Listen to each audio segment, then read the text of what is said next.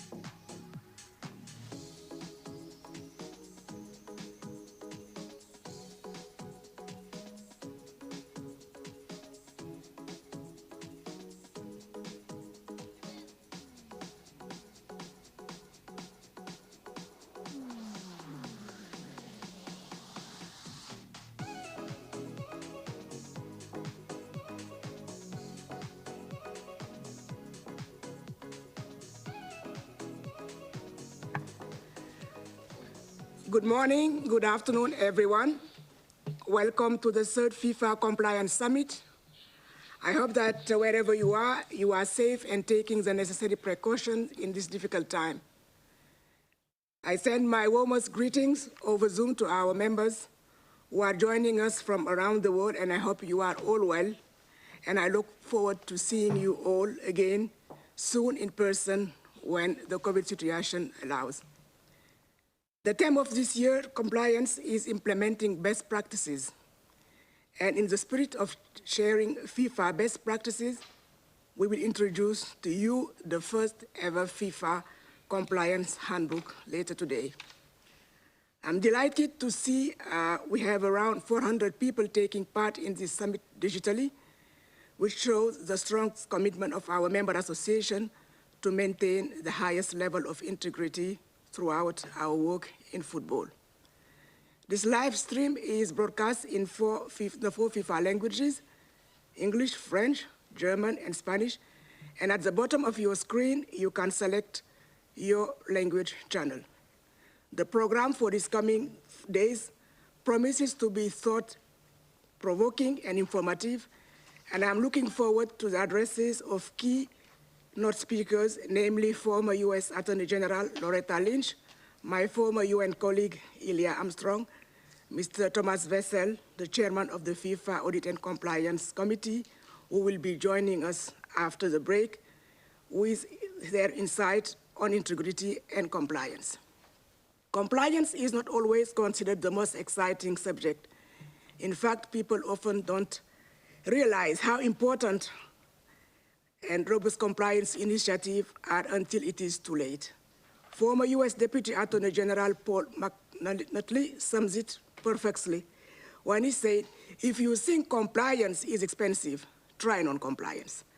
Following the now infamous dawn raid at the Borough Hotel in May 2015, that followed the investigation followed by Mrs. Loretta Lynch and her team, the world became aware of the real cost of non-compliance on FIFA and, more importantly, on football image.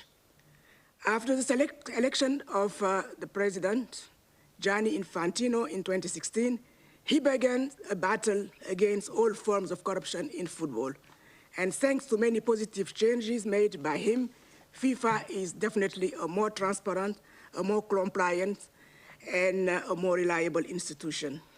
The FIFA president is the champion for compliance and has zero-tolerance policy for misuse of funds intended for football. He will share with us his view on malpractices in football and the importance of rooting it out completely later. Most of you following online know me, and for those who don't, I'm Fatma Samura. I have been appointed FIFA Secretary General since 2016. Joining me on the panel today is our Chief Legal and Compliance, Mr. Emilio Garcia, and Patrick Trepanier, FIFA's Director of Compliance, who will take us through the FIFA compliance journey.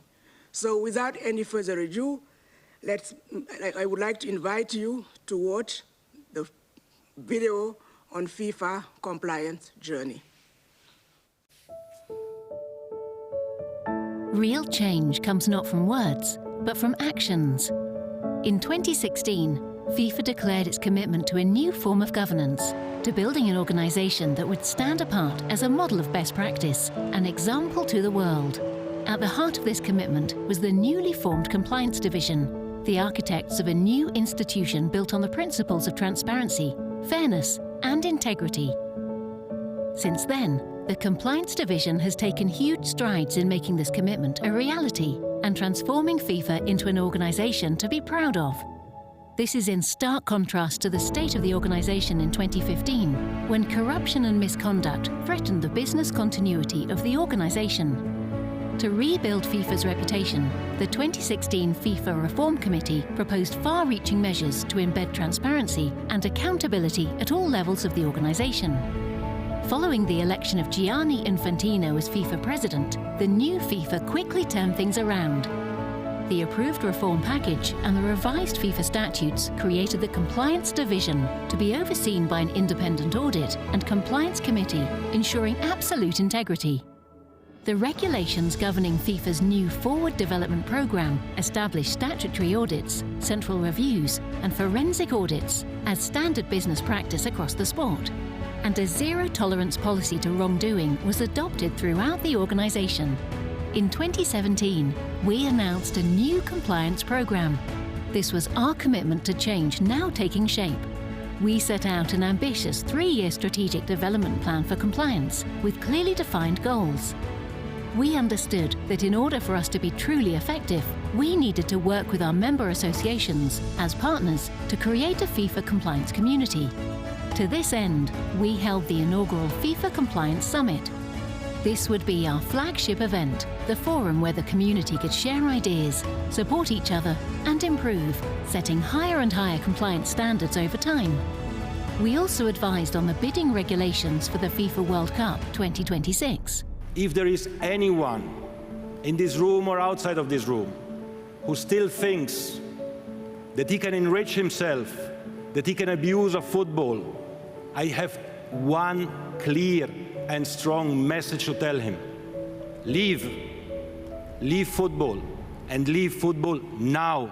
The 2018 FIFA World Cup in Russia had a stronger and more comprehensive compliance programme than any tournament before it.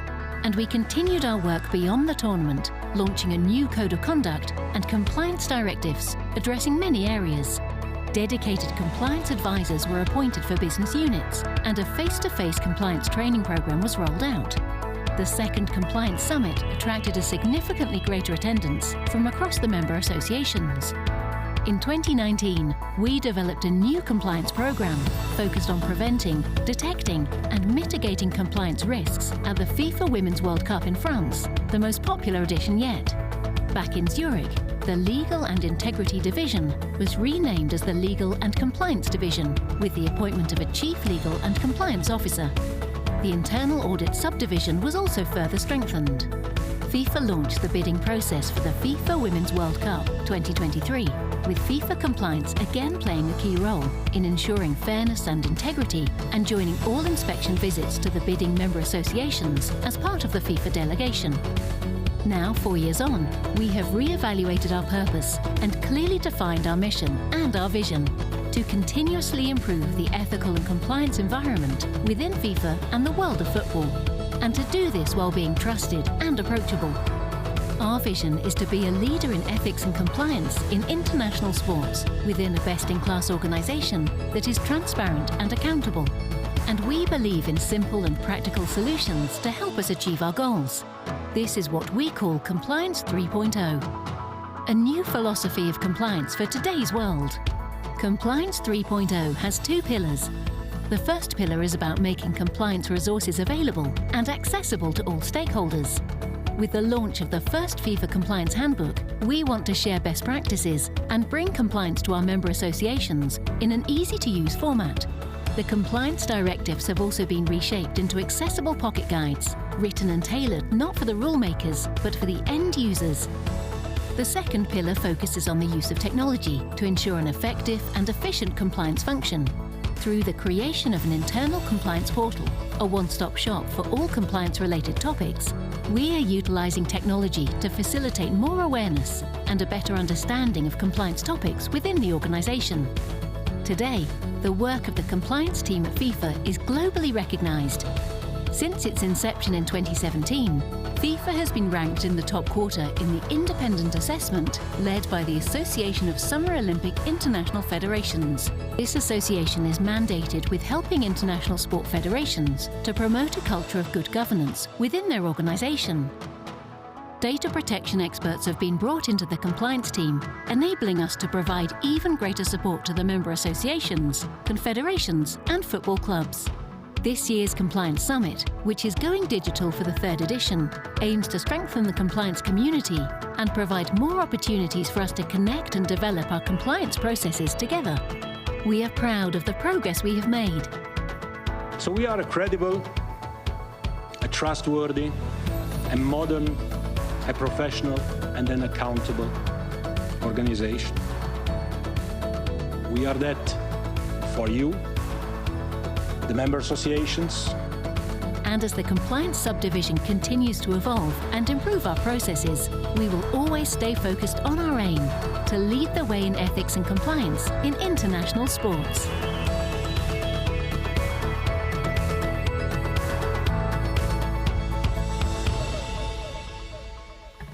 I hope you enjoyed the video, which was a great way to summarize FIFA's incredible compliance achievement in just 4 years.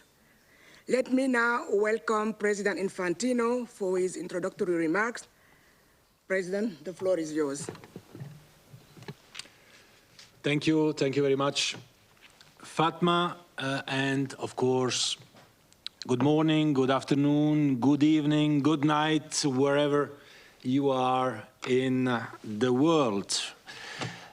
A special welcome, please allow me, to Loretta Lynch, former US Attorney General, to Mr. Thomas Wessel as well, Chairman of the Audit and Compliance Committee, and to Ilya Armstrong, Director of the Ethics Office of the UN Secretariat. Welcome to you. I can see you on my screen, so a great welcome. It's great to have you here. And it is a pleasure to have all of you who are following us today, together, of course, with Fatma, Emilio Garcia here in the office, and obviously Patrick Trépanier, who is the master of the ceremony. So if anything goes wrong, you can tell him. He's in charge of compliance, so everything is at least compliant and hopefully as well good.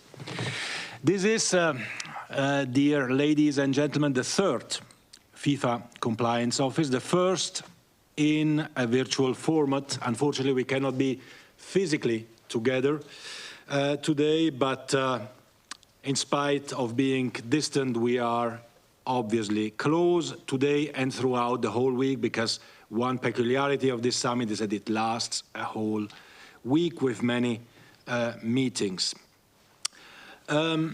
We are meeting virtually, of course, at a time where our priorities have shifted.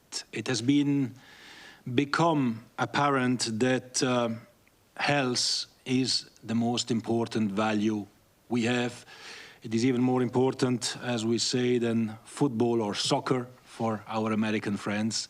Obviously, health is the most important. We have to take this into account. So this pandemic has forced us, on one side, to pause and also to reconsider a little bit how we were doing and how we are doing things at a practical level. It has also given us time a little bit to reflect on what we did as an institution in the last 4 years. I think that FIFA, to take an analogy with the pandemic, FIFA went through its own pandemic back in 2015. And so we have been able to elaborate and to develop our own vaccines and our own immunity system to reinforce it, to make sure we are well equipped for future pandemics and crises. We did it how? We did it with reforms on governance, reforms on compliance. We did it with new rules and, of course, as well with new people, because you know that the best rules in the world are not worth much if the tone doesn't come from the top, if we don't have the right people in the right positions to help us, not only cleaning football, but also maintaining the highest levels of compliance. So what was FIFA before? Well, FIFA in 2015, the old FIFA was, let's face it, a toxic organization, an organization which was clinically dead, an organization which was actually an organized kleptocracy, where those whose job was to help football grow instead helped their own bank accounts grow, and the bank accounts, accessorily, of their friends. Instead of serving football, which was the task of those who are or who were in positions like ours, they were serving themselves. FIFA had become a self-service shop where hundreds of millions literally evaporated.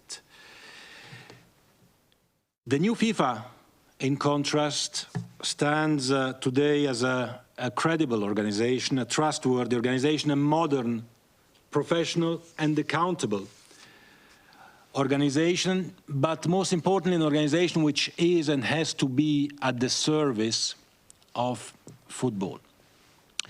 With the reforms that were approved in 2016, we brought in accountability and transparency at every level. Mandatory auditing, term limits for senior officials, because we have to be aware that we are here for a limited period of time, which has a beginning and an end. And we have to make sure that when we hand over the organization, it will be done in a correct way. We have an obligation to declare conflicts of interest. We have introduced transparency around the compensation of senior officials of FIFA, which was also a taboo topic, and we have introduced transparent bidding processes for our own competitions. I will come back to that, but most importantly, we have introduced an internal compliance function with a dedicated compliance subdivision. It is very important that this message goes through internally to start with, because we cannot go out and give lessons if internally we are not equipped to do that. So these are all essentials, elements in order to have a proper business structure. And we are proud, let me say that, of course, I'm not objective when I do this, but I am proud. If I look at the past, I was one of the critics of FIFA in the past. I'm proud of the open culture that we brought into the organization, of the compliance culture that we brought into what we do. Now, obviously, you don't hear too much about how FIFA internally has turned around things to 180 degrees, and probably in a way this is right, because if our compliance division would make headlines, this would mean that we are doing something wrong. But at the same time, I think it is important that we communicate about what we are doing, and it is important that we make known as well that well, actually, there has not been any FIFA scandal in the last 4.5 years. And this has happened because we have put our house in order. And not just our house, we have been cleaning up the sport across the world. Of course, there is always a lot to do, and there will always be a lot to do to create a culture of openness, to create a proactive cooperation with auditors, with public authorities. Before 2015, to give you just one example, each football association around the world was receiving around $300,000 every year, but without virtually any control. Today, each association receives $1.5 million every year, 5 times more. But everything is audited, everything is checked internally and externally. And maybe at the beginning, some associations were happier, and you are all following me and following what I say, were happier to receive 300,000 without any controls. But in the meantime, everyone has understood that it's better to receive 5 times more to be invested in football, because this is good for everyone, for the country, and for the associations. Well, obviously, these controls, these checks, this new way of working has caused problems to some people. I myself have been associated recently with some unspecified, unfounded allegations. And well, yes, maybe this is part of the price that you have to pay if you are serious about cleaning up an organization, if you really and seriously want to liberate FIFA from the shadows of the past. And it's obvious that this process upsets many people, those who don't like reforms, those who want to go back to the past, and those from the past who have things to hide and don't want these to come out. Well, to all of these, my message is very clear. It has been very clear from day one. We go on straight as we were doing so far. And when you think that these allegations have come out through my own proactive approach to cooperation with the local authorities here in Switzerland, meetings with the Attorney General of Switzerland, exactly in the same way as I meet any other authority around the world who is helping us and who is committed to help us in cleaning up football. This was my clear message from day one. It continues to be my clear message. And obviously, looking at all this, it is, I would say, at best funny, at least absurd, but we go on and we will make these things very clear as well in the future. In the same line, I met just 3 weeks ago in Washington, D.C., the Attorney General, William Barr. And today we have with us Loretta Lynch, the former Attorney General of the United States of America. So let me say this again, very loud and very clear. We have zero tolerance for corruption and wrongdoing in football. When FIFA officials, and it is important to clarify that FIFA itself was an injured party, was a victim. It is important to stress that. So when FIFA officials were indicted for criminal acts in the United States, we gave our full support, and throughout the last 4 years, we gave our full support to the Department of Justice and to the Attorney General at that time and those after. And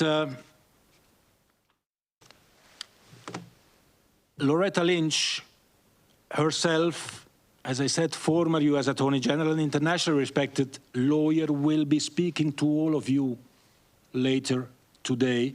So thanks again, Loretta, for being here with us. I would like to repeat as well what I said at the FIFA Congress last month. In front of 211 member countries, member associations of FIFA, in front of the world media, we have to thank the United States Department of Justice for saving FIFA and for saving football from itself, whilst others were just watching. So here we are today with our third compliance summit to speak about compliance. And to speak about that, let me mention a couple of things. You might be aware that in June, FIFA Council has decided to approve a COVID-19 relief plan with a global value of $1.5 billion. This is definitely unprecedented. It is historic and it has no equal in sport. So we have been able to do this because FIFA is in a very healthy and solid financial situation. This was not the case 4 years ago. But not only we have set aside a significant amount of money in our reserves, which now allow us to make such a COVID relief package,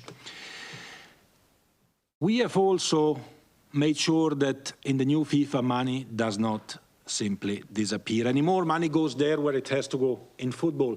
And when we can help, like in this particular situation of the pandemic, we have to help. Obviously, when you speak about money and distribution, it's important that any system which is put in place has appropriate accountability and good governance structures. We have put them in place. The steering committee supervising this whole exercise is chaired by Mr. Olli Rehn. Olli Rehn is a former vice president of the European Commission and currently the governor of the Bank of Finland. So we will know exactly where the money goes and why the money is going where it has to go. This will be done in a fully transparent way. And this is as well the direct result of the reforms that we brought in this compliance process, which is checking every step of the money that goes out from FIFA and also of the money that, of course, comes into FIFA. Now we have accountability on every cent coming in and every cent going out, not just with the COVID-19 relief plan, but also with our Forward program, the Forward program, which is our solidarity program all around the world, bringing to 211 member associations funds to develop football. And also here, as I said before, we multiplied by 5 the funds available to the member associations in football. Again, not because we made 5 times more revenues in FIFA, but simply because money doesn't disappear and money goes where it has to go in football development. Let me add one word as well, because it's also part of good governance and compliance. Let me add a word about the bidding processes for the award of our World Cups.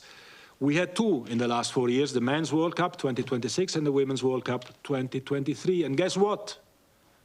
We could not read any negative headline, any scandal around the award and around the whole bidding process of these 2 World Cups.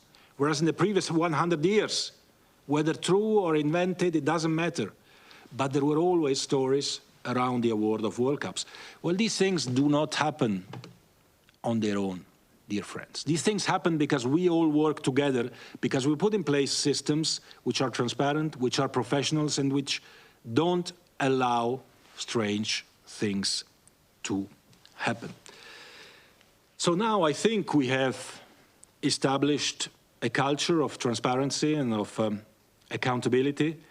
And it is time now, dear friends, to share this with all of you. For FIFA to share with our member associations the best practices that we ourselves have adopted, have learned, have developed in these years, and also to hear from you your ideas, whether we are realistic in what we do, whether we have to be a bit more pragmatic, whether we have to be a bit more practical.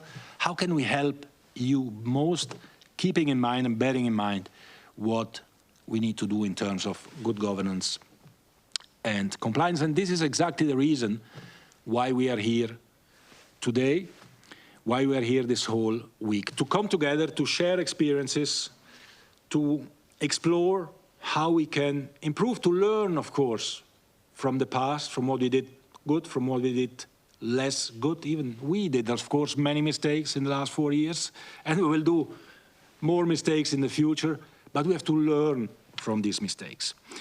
And for this reason as well, it makes me proud as FIFA president to see an event like this taking place with more than 400 participants from all over the world.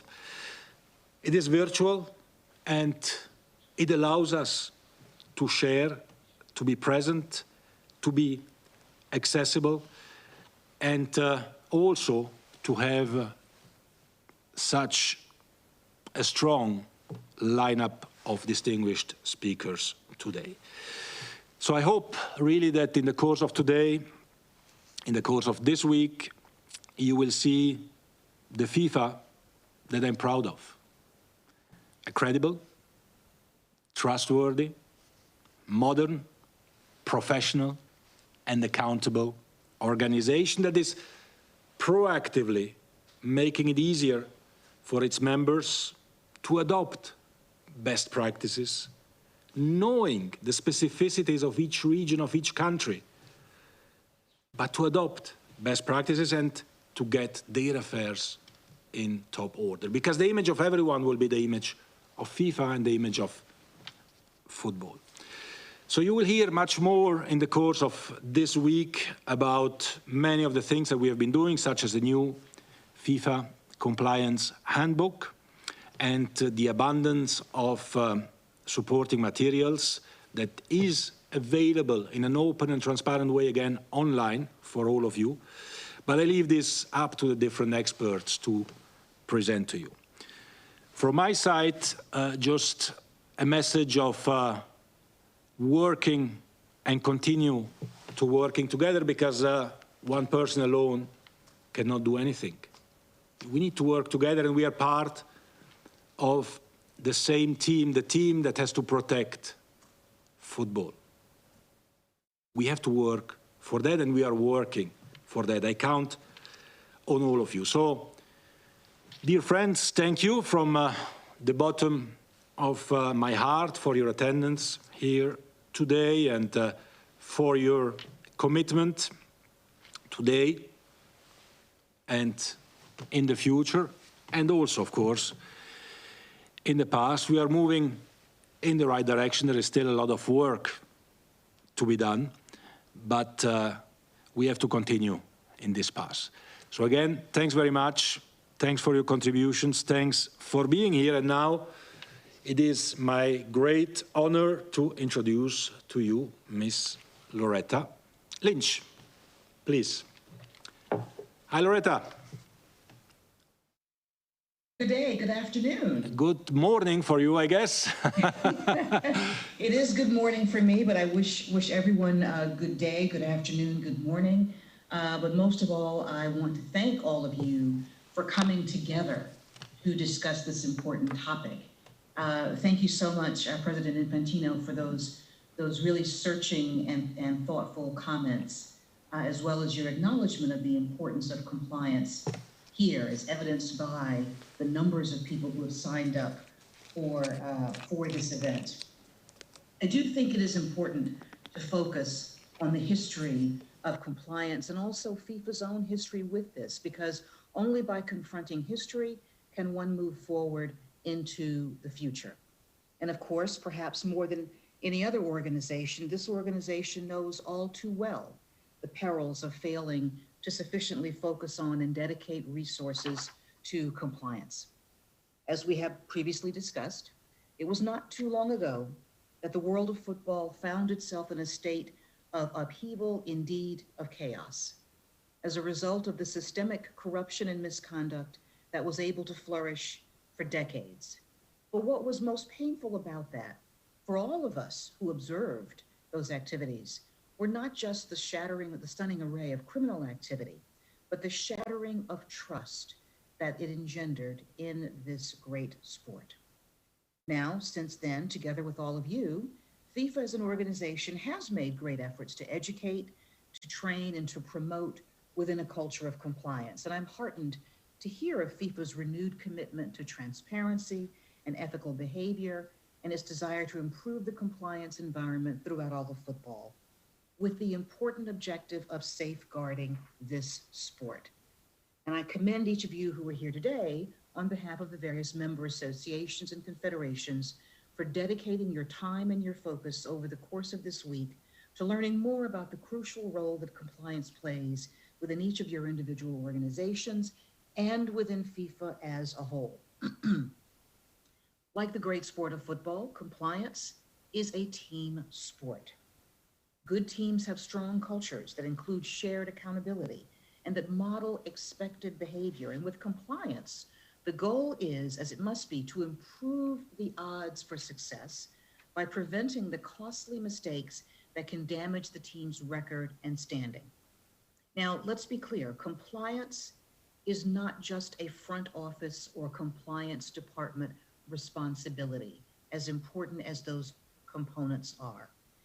Of course, the commitment must start at the top. The tone must be set by those at the top, but all of the members of the organization must be engaged.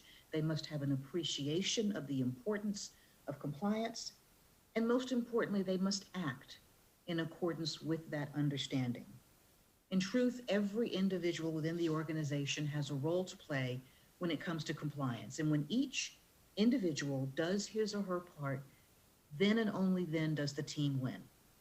And in a global organization like FIFA, the compliance function plays the crucial role of safeguarding the organization from threats both internal and external. Now, it not only instills trust within the organization, but it also helps rebuild and garner the trust of the outside world. If the compliance function succeeds, then the organization stands to reap critical benefits. Benefits such as the deterrence of future lapses, stability in the face of unexpected change, and potential leniency in the event of misconduct. But if the compliance function fails, the organization risks significant damage, in the worst case scenario, outright destruction. Now, before I delve into the heart of my remarks today, I want to share a bit with you about my observations from my time in public office and beyond about the ever-increasing trend of cooperation among international law enforcement. Now, this trend of cooperation, I believe, underscores why it is so vitally important to have a robust culture of compliance within a global organization such as FIFA, a compliance culture designed to guard against misconduct. Now, prior to serving as the Attorney General of the United States, I served as the United States Attorney in Brooklyn, New York. I was responsible for all federal prosecutions as well as defense of the federal government over a 5-county area with over 8 million residents. Our caseload was wide-ranging, it was impactful, and it often, frankly, it almost always had an international component. Now, I initially saw this component in our narcotics and money laundering docket, as we focused on the international cartels who thought that my district might be an easy and open market for their wares. But our international focus, indeed, the international focus of the entire Department of Justice, increased significantly after the terrorist attacks of September 11th. We built strong relationships with our overseas partners that enabled us to both prevent and prosecute terrorist activity. But because New York is not just the center of our financial markets, but also a major clearinghouse for international financial transactions, our financial investigations expanded in that area as well. And we built on the relationships begun to expand to cover this area as well. And we worked with international law enforcement partners literally around the globe. And it was then my great honor to serve as the United States Attorney General during the administration of President Barack Obama. And while serving as Attorney General, in addition to my domestic responsibilities, I was privileged to represent the United States in meetings and conferences with my foreign counterparts, as well as in discussions regarding joint initiatives on matters ranging from international narcotics to privacy. I continued to see great strides made in cooperation by international law enforcement because we are living in an era in which crime truly occurs on a global scale. Transnational criminal enterprises and global corporate misconduct are now no longer rare at all. And indeed, as crime and corruption increasingly transcend national borders, as our national economies become even more greatly part of and dependent upon the global economy, all of us, but particularly those of us who work in the legal profession, have witnessed how government efforts to protect people from harm, to fight crime, and to secure justice increasingly requires international cooperation. And as a result, to fight crime on a global scale, countries around the world, including the United States, continue to forge deep coalitions with their international enforcement and regulatory partners. Now, these coalitions and the attendant acts of collaboration have been especially important when it comes to threats posed by international corruption. Corruption renders countries less safe, less stable. Corruption thwarts economic development. It undercuts credible justice systems, and it inhibits the ability of companies to compete overseas on a level playing ground. But prior to 1997, when the Organization for Economic Cooperation and Development, or OECD, Anti-Bribery Convention was signed, promoting good governance and the rule of law was not always on the international agenda. As I've noted, in my own practice, 9/11 changed that issue. Internationally, the OECD Anti-Bribery Convention brought about great changes and indeed led to great strides in international cooperation. Prior to that, there was no effective multinational framework for the prevention and prosecution of bribery. Graft was often just simply considered the cost of doing business. But after the convention was implemented in 1999, the United States at that time was the only country with laws on the books, like the Foreign Corrupt Practices Act, or FCPA. But the convention created a binding agreement for signatory countries to criminalize foreign bribery by their nationals and to agree to provide mutual support for any bribery prosecution. Today, there are over 40 nations that are parties to this convention, and each of them have passed laws that criminalize the bribery of foreign officials and these signatories have joined arms in the fight against international corruption. As a result, today, collaboration and coordination among multiple regulators in cross-border matters is the norm rather than the exception in enforcement efforts against bribery and corruption. And we do not see or anticipate a reversal of this development. Now, just to give you one example, in 2016, when I was serving as the United States Attorney General, the Department of Justice crafted a criminal resolution with VimpelCom Limited. At the time, VimpelCom was the world's 6th largest telecommunications provider. The resolution included its wholly owned Uzbek subsidiary of Unitel, LLC. And what we saw in that case, what the investigation developed, was that through various executives and employees, VimpelCom and Unitel had paid more than $114 million US in bribes to an Uzbek government official. This official was a close relative of another high-ranking government official who had influence over the Uzbek governmental body that regulated the telecom industry. And these bribes were paid so that VimpelCom could enter the Uzbek market, and so that Unitel could gain valuable telecom assets as well as continue operating in Uzbekistan. Now, there was a time when this type of activity simply would have gone unchecked. This is not that time. For this conduct, VimpelCom agreed to pay the United States a criminal penalty of more than $230 million US. The Department of Justice sought forfeiture of more than $850 million US in the funds that were traceable to the attempt to bribe this Uzbek official.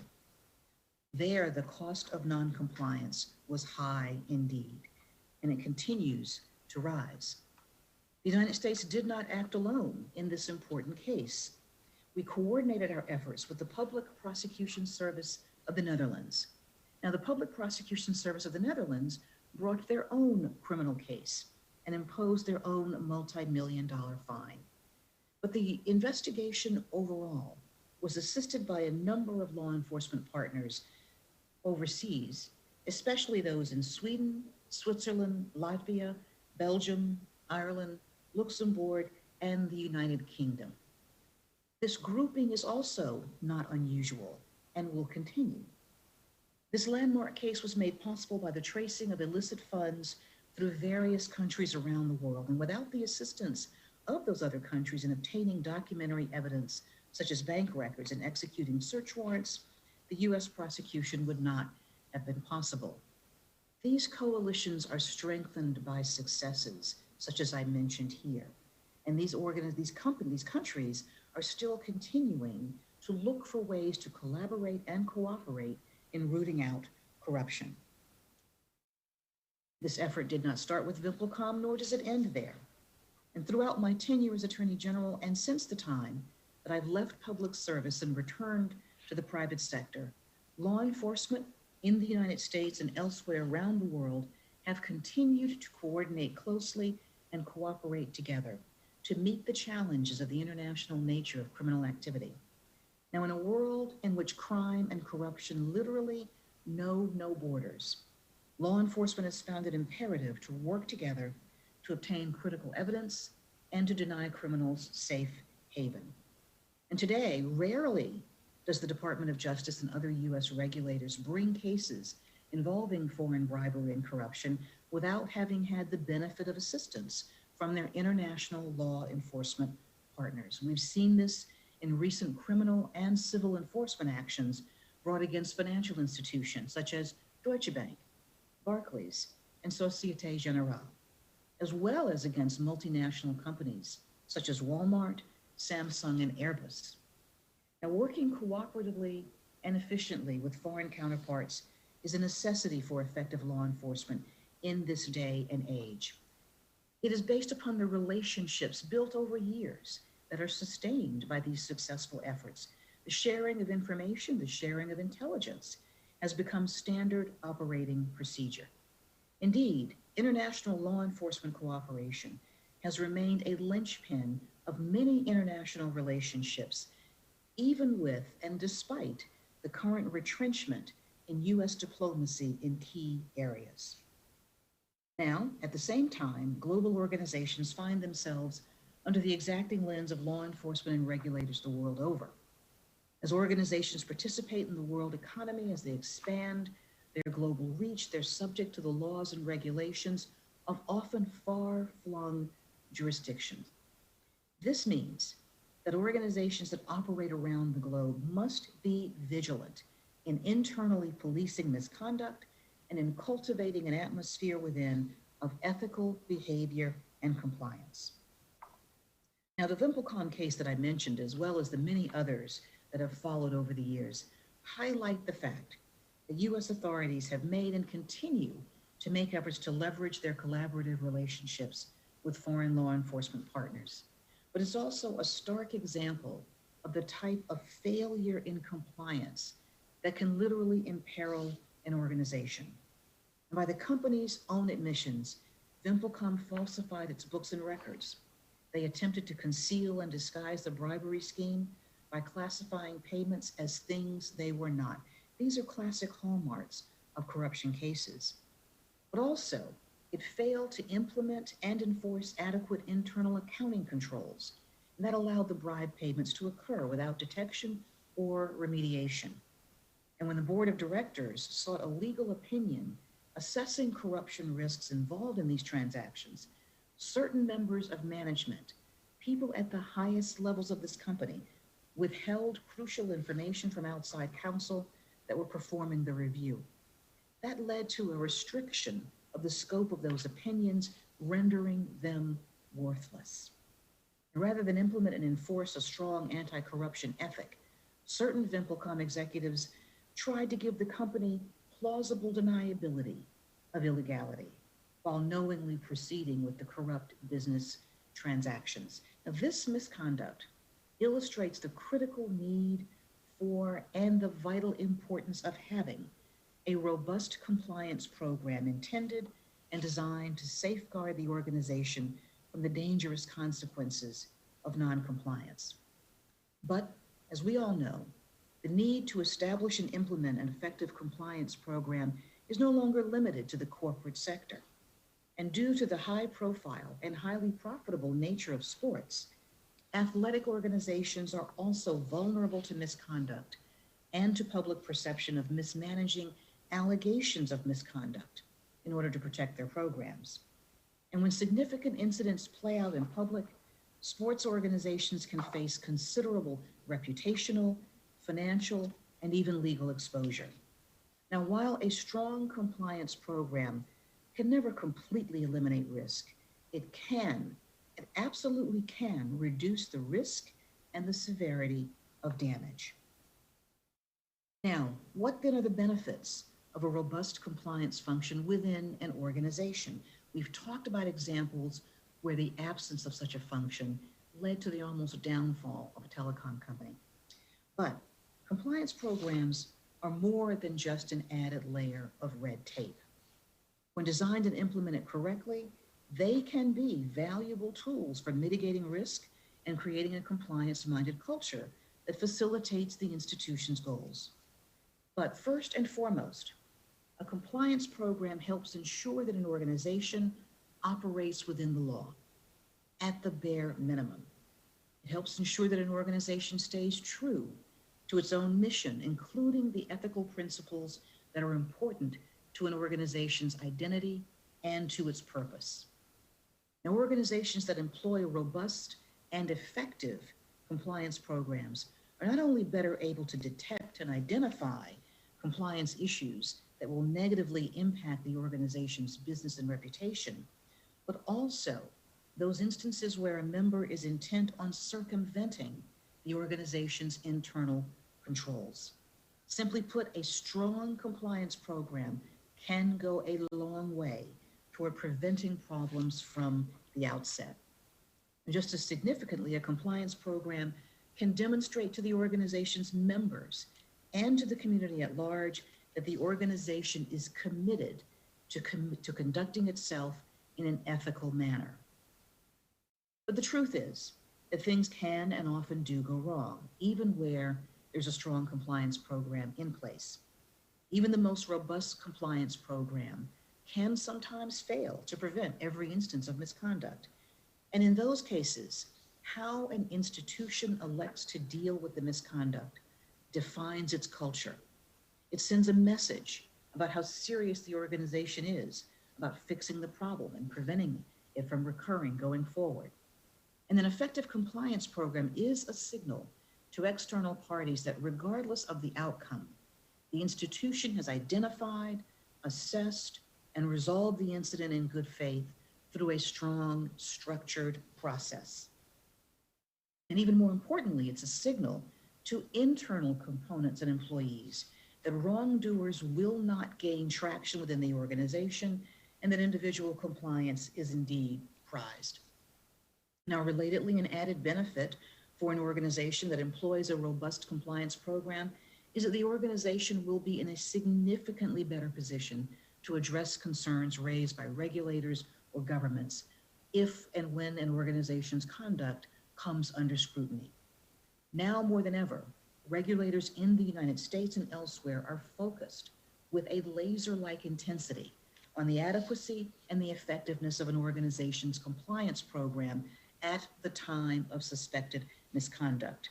And in certain instances, having an effective compliance program in place may result in the organization avoiding an enforcement action altogether. In others, it may mitigate the size of the penalty imposed. Now, just last year and again this past June, the Department of Justice's Criminal Division published guidance that describes the specific factors that criminal prosecutors should consider when contemplating prosecution of an organization, and highlighted was a consideration of the adequacy and the effectiveness of the organization's compliance program at the time of the offense, as well as the organization's remedial efforts to implement such a program. And the department declines to outline a rigid formula for assessing the effectiveness of compliance programs. And in fact, it will continue to make case-by-case determinations. But the guidance organizes a number of topics and questions into three central categories based on three fundamental questions. Number one, first and foremost, is the compliance program well designed? Does it have a structure? Has it been thought through? Does it take into account the risks attendant in the relevant industry? Is it well designed? Second, is the program being applied earnestly and in good faith? In other words, is the program being implemented effectively? Is the program being utilized?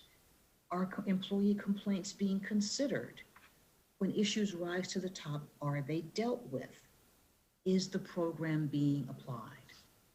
And finally, does the compliance program work in practice? Literally, does it work? Does it in fact find misconduct? Does it in fact provide a way, a transparent way for dealing with that misconduct such that all within the organization know of the commitment to ethics and compliance? And by asking these three fundamental questions and ensuring that they're able to answer them affirmatively, institutions should be better able to identify risks and to mitigate those risks and remediate shortcomings.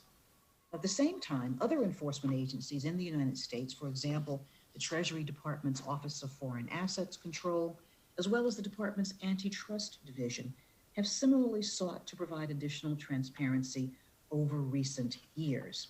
They've published their own guidance that describes what those agencies view to be the essential elements of an effective compliance program and the factors that should be considered in evaluating those programs. But suffice it to say, regulators are expecting more and not less from organizations when it comes to their compliance programs and the cultures of compliance that they cultivate.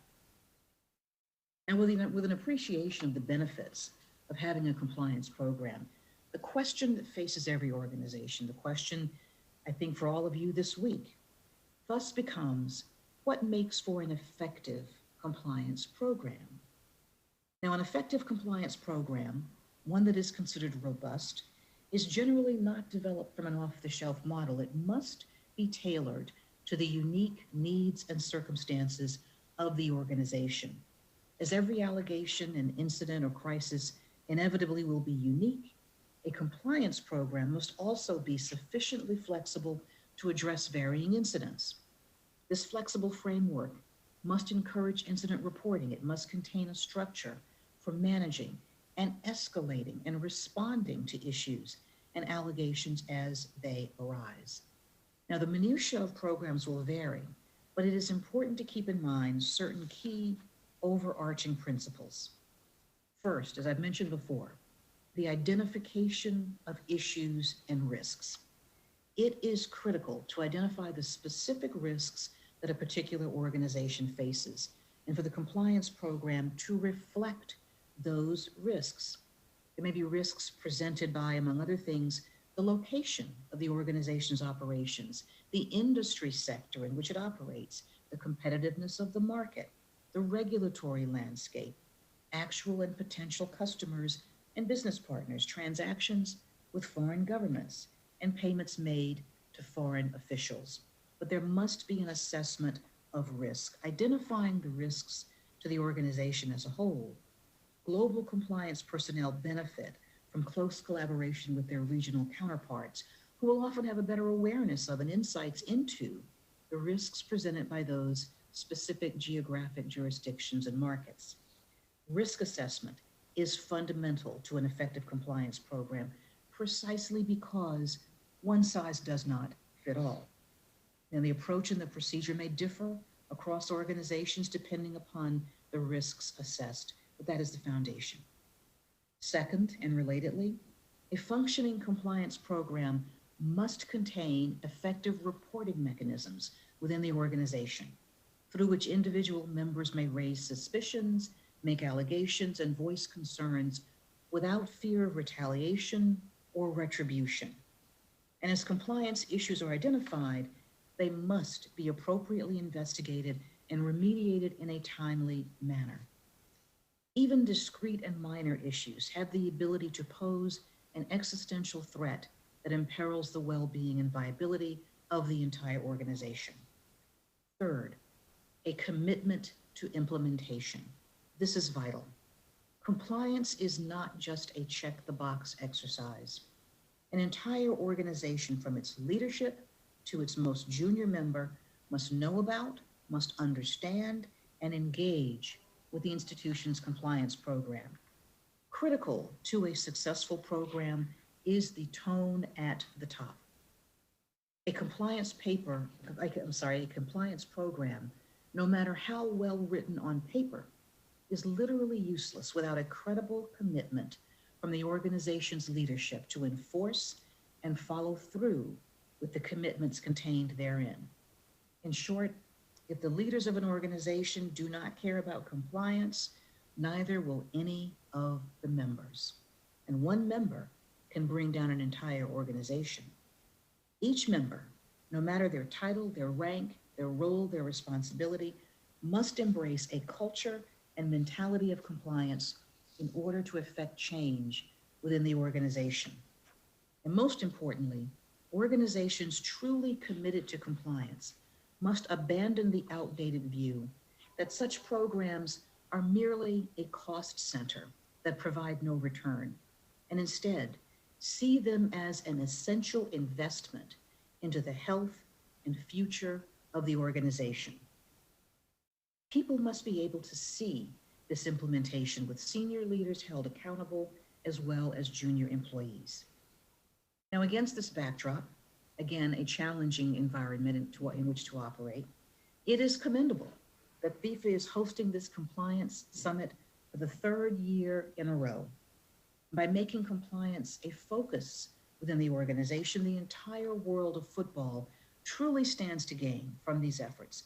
And that is especially important now, as sports have assumed a greater role than ever in forging vital connections between us as we face down a global pandemic that mandates a level of isolation we could not have contemplated a short year ago. Of course, the global importance of sports goes far beyond its current role as a panacea for the pandemic, although that is important. Sports are one of the primary ways that we teach our children about character, about fair play, and about teamwork. Far more than just a game, sports provide the connection to a common goal that we all crave. Global tournaments promote understanding between nations. They embody an acknowledgement of our common humanity, something vitally important in these trying times and beyond. Now, these goals and attributes that sit at the heart of international sports are intangible, yet they are essential to all who inhabit this world, be they players, businessmen, fans, or children gathering in a practice field. Corruption, abuse, and other forms of misconduct undermine their faith, not just in the game, but in all of you.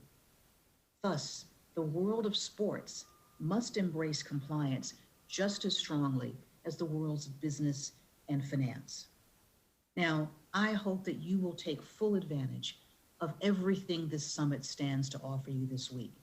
It's an opportunity for FIFA to explain to you, the organization's member associations and confederations, its approach toward compliance, to discuss in detail the key elements of an effective compliance program, and to share best practice. When the inaugural FIFA Compliance Summit was held in 2017, I'm told that a mere 29 individual member associations and confederations attended. It is gratifying to see that number grow over the years to over 400 times more than the year before in 2018. And I believe that this year, you are graced with over 160 individual member associations and confederations and 400 representatives from the member associations. This growth is heartening. In this summit, you have an important and unique opportunity to share perspectives and best practices and to collaborate together in support of FIFA's objective to help safeguard football and to ensure that this sport, the most popular in the world, is there for the next generation. You have the opportunity to strengthen good governance and promote ethical conduct across international football. May you embrace not just the lessons from this summit, but the opportunity to lead in this area.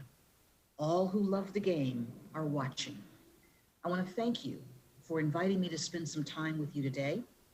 Thank you for your time and your attention, but thank you also for your focus on these important issues. I wish you an outstanding summit. Well, thank you. Thank you very much, Loretta, for your inspiring words. I can just repeat it, and I don't know if you realize the importance not only of your words today, but also of the work you and your team have been doing in the past years for football and for FIFA. And that's why I think it was really gratifying to hear you. It was important for us to hear that you remind us on one side of the sporting values of what we need to do to protect our sport, the most beautiful sport in the world, certainly the most popular, but we need to protect these values. And to do that, thanks also for reminding us that we need to commit to compliance. We need to commit to implement compliance, not just to make a handbook or a regulation or whatever, but to implement it, to live it. And in all this, of course, we are facing, as you say, many challenges. I mean, the whole international aspect that you outlined is a very peculiar one that we are facing. And I think that FIFA has been for many years, maybe even decades, hiding behind what we were calling, or they were calling, the autonomy of sport in order to get everyone in terms of authorities out of the sport. We are autonomous, we know what we are doing. Well, we are not.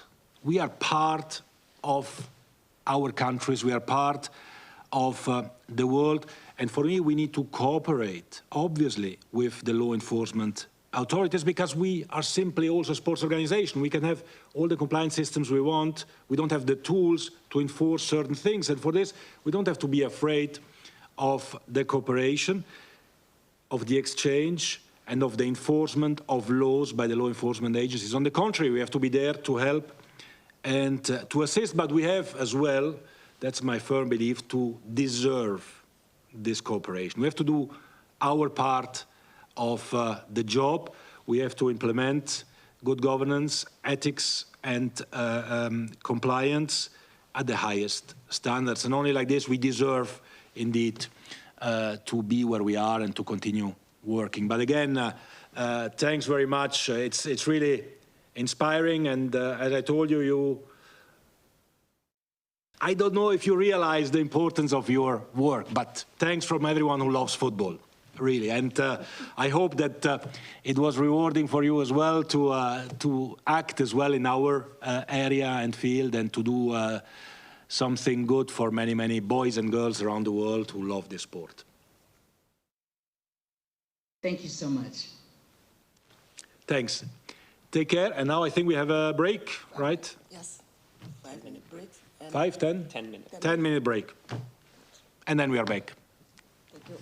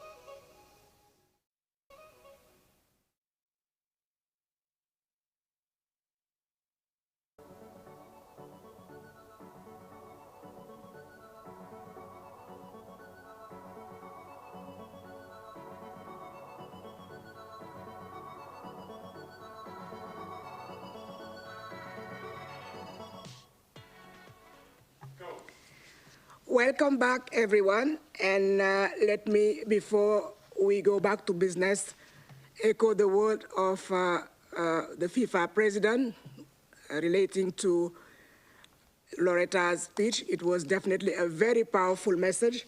So thank you, Loretta, if you are listening to us, for your food for thought on fighting corruption and also business malpractice. Your views on the need to apply a robust, effective, meaningful, and very important tailored program responding to the need of the organization will certainly inspire our audience around the world. Now let me welcome our second speaker, Mr. Thomas Wessel, who is not only the FIFA chairman for the Audit and Compliance Committee, but is also serving a 9-year term as the president of the Court of Auditors for Slovenia. Thomas is an author of several studies and articles on compliance and on audit, but he's also lecturing in Slovenia and abroad. So welcome, Thomas, to this panel. The floor is yours. Thank you, Fatma. Thanks for that kind introduction. I hope you can hear me. Cool, perfect, thank you. Hello to everybody, good morning, good afternoon, or good evening, whatever it is. I'm grateful that I can have an opportunity to speak to such a distinguished club of colleagues, may I say so, because, you know, we are sharing the same love and same affection to compliance. Why? Because we believe in strong institutions, right? Yes, that's right. I'm chairing the Audit and Compliance Committee, the supervisory body of FIFA. And also compensation subcommittee, which is more related duty to being chairman of the Audit and Compliance Committee, which is also responsible, of course, for the monitoring of forward funding and all the other programs within FIFA. So we take it as a huge responsibility, of course. As President clearly stated that we went through quite a remarkable path from the toxic institution in 2015 and 16, almost as a synonym for the corruption, to the possible situation that we are right now, that we can offer to the world, to the sport organization, FIFA as a best practice model in sense of governance model. Maybe this is a little bit within too high words, but I think it's quite true. We can show some results after the couple of years based on the work of actually everybody. So the journey was quite impressive in those couple of years, and we have to show something, and we are proud to show to the world. And first of all, I would like to use this opportunity and to thank my colleagues within the Audit and Compliance Committee, which are Ivančica Sudas from Croatia, Chris Min from United States of America, Mr. Bonilla from Mexico, Gustavo Fabre from Chile, Yuichiro Nakajima from Japan, and Andrew Kamanga from Zambia. I would like to thank them a lot because audit and compliance is not just because of me, but also because of them perceived as most challenging and demanding committee within FIFA from this racial point of view. At least I hope so. It's that stated that we are hardworking, that we are very devoted to our work, that the members have to read a lot of materials, ask a lot of questions, be prepared for the discussions, and we have a long-lasting meetings, of course, which are dedicated to both parts of our job, audit and, of course, the compliance part. All the members are very much experienced within all different fields of expertise that helps to Audit and Compliance Committee to work in really full function and fully operational. Allowed me to present a little bit of both function of Audit and Compliance Committee, which is actually by the name of the audit part is maybe more clearly understandable because we have to take care of the independence of the statutory audit. We have to take care of all the financial results. We have to take care of the financial statements. and all the other aspects of the FIFA environment. But within the compliance function, this is also very interesting because if I take kind of a comparison to other sports organization or to other institutions as well, which they have some kind of supervisory board and more or less all they have them. It's very interesting that within the FIFA governance regulation is quite clearly defined that also from the compliance part, there are high demands for audit and compliance committee, such as we have to review the status of FIFA compliance within the law, FIFA rules and regulation related to compliance, to monitor compliance with FIFA policies regarding social responsibility, human rights, environmental protection, and gender equality matters, to review reports directly to the Audit and Compliance Committee submitted by Chief Compliance Officer, which is, of course, our obligation, and we are doing that, to review FIFA employees' compliance with the law and all relevant FIFA rules and regulation, and also to review FIFA rules and regulation related to compliance with regard to their effectiveness. And this is also challenging because we challenged in the past time quite a lot the FIFA rules and regulations and improve them together with administration. So in time we improved also this, if I may say so, legislative part of our work. We have also to issue guidelines regarding compliance matter, and we did. And we are also obliged to make recommendations regarding any changes, amendments, and modification to FIFA rules and regulation relating to compliance. It is also our obligation to handle cases of alleged non-compliance, and we did in past couple of years, and we didn't stop even when it was in question some possible wrongdoings of confederations and also member associations. So that's proof that our system is actually working.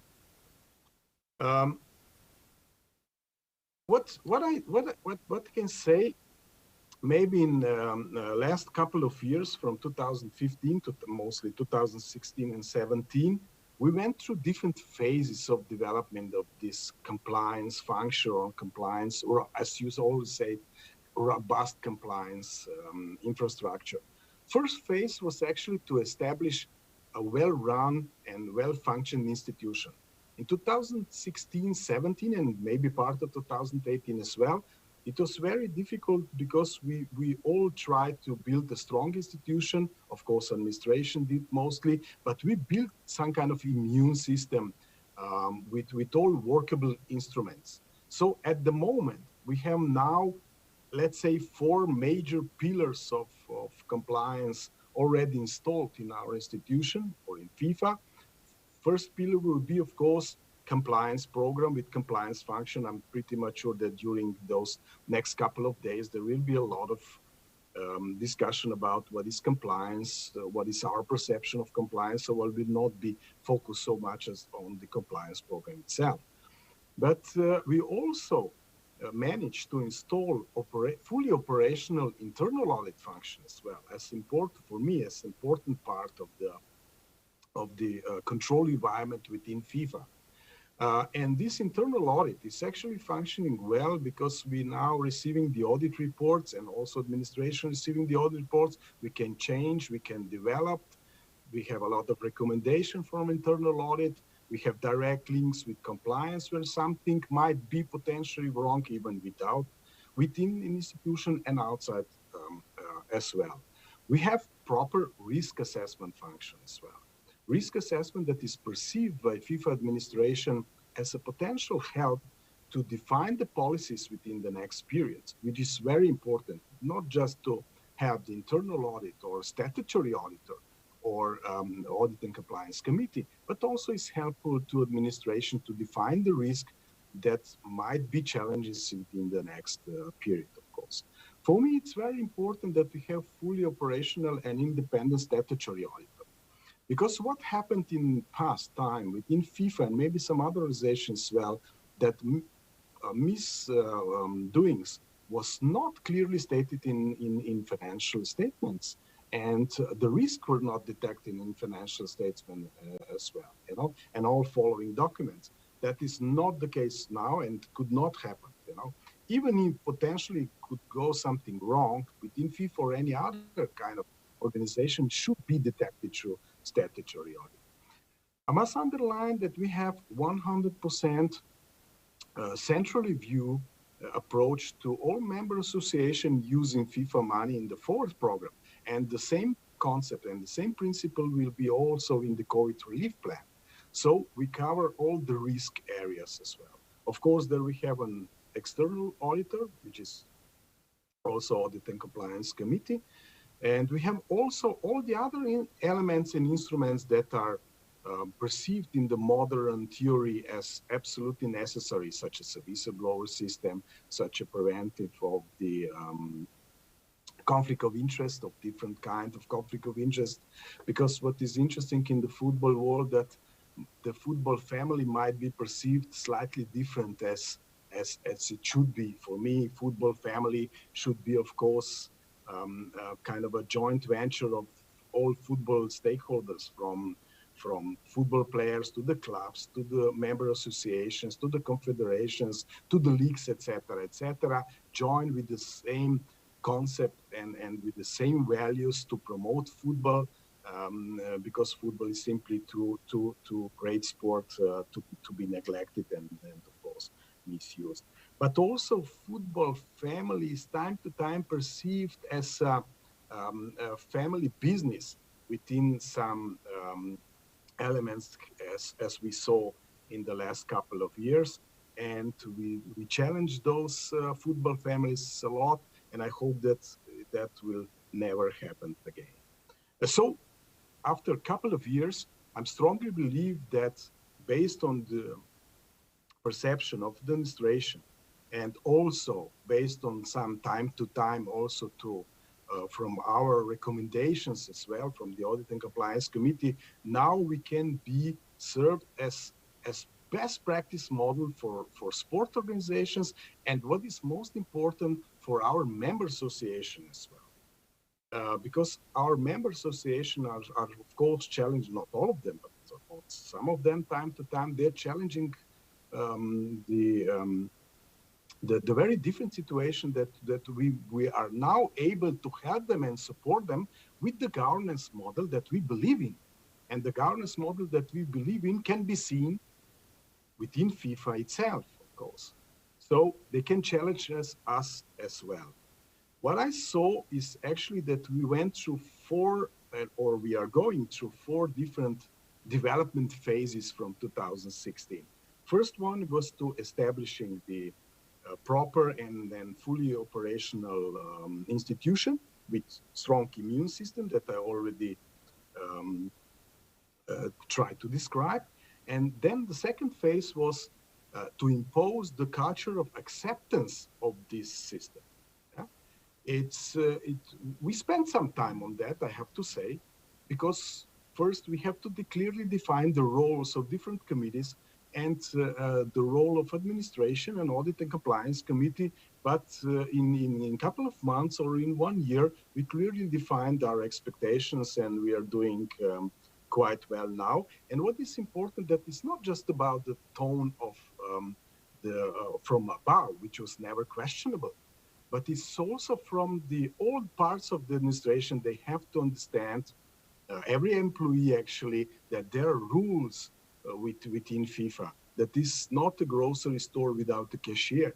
It's a question of responsibility to all the colleagues, etc., etc. So it takes time to create a culture. But I think we have a culture right now that is remarkable, and we are open to each other, which can be seen because the Audit and Compliance Committee is frequently asked from the administration to advise not just the Secretary General or Deputy Secretary Generals, but also some parts of the administration that are close to us, that are communicate with us. So we have a quite good cooperation also with, of course, the compliance department and legal department.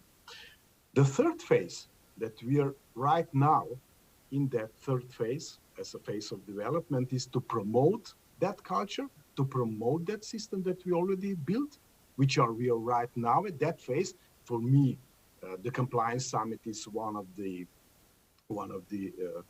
not milestones, but maybe one of the tools to promote that as well, you know. And close to promotion of that system is inherent need to evaluate the system that we have. And that's what we are doing right now. So we are in third maturity phase, if I may say so. And for me, this is also remarkable as well. What is needed to be to expect from us in this year and maybe next year as well? Of course, it's going to be more difficult because of this pandemic situation that I really hope that it will end in reasonable time, in a couple of months, is to transfer and maybe also to impose the system that we believe, the governance system that we are believing, with all those tools that I explained, to our member association and maybe to some other sport organization as well. I know that is very ambitious plan, but at least within the in football world, simply because it's using FIFA's money or football money, it has to be like that. But what we need is to fully support member associations to implement that kind of governance model that we all believe in, with some certain elements that simply need to be there, like strong and independent statutory audit, which of course, time to time, we are doubting that kind of systems, of course, with clear defined compliance program, which we can detect more and more. But of course, we have to understand that the different member associations are doing their daily business in a different business environment as FIFA did every day, etc., etc. We have to recognize the differences within the differences, but some element has to be preconditions to use the funds, because as President clearly stated and underlined, that we are giving more and more money to the member associations to return the money to the football, right? And not that Audit and Compliance Committee is responsible for monitor just the FIFA operations, but also to operation of the use of forward funds around the globe. And we are receiving the central audit reports. We are sending teams to deal with some potential forensic audits. We are asking questions. We have communications with member associations, and we would like to support them more. Unfortunately, COVID stopped us because we were more and more proactive and organizing a meeting with member association in Senegal in January this year. For me, it was a very good attempt to go closely with member association to challenge to all the challenges that they have and support them, and to take any appropriate measure to ensure that FIFA forward funds will be used properly, and not just properly and compliant, but also with the greatest effect that can be, efficient, etc., etc. That might be the next phase in our development, but I think we can be quite satisfied right now. I can assure you, whoever is joined the FIFA Compliance Summit and all the others as well, that during those past couple of years, we probably did turn every stone that was important within FIFA daily operation, maybe not every stone, but every, of course, important piece of rock within the revenue part and also expenses part, right? And we proved that we tackled some cases of potential mismanagement of the funds, not just within FIFA, but also outside the FIFA. We tackled the question of tax matters, procurement policies, asset management, IT systems, all of them, we need to control them.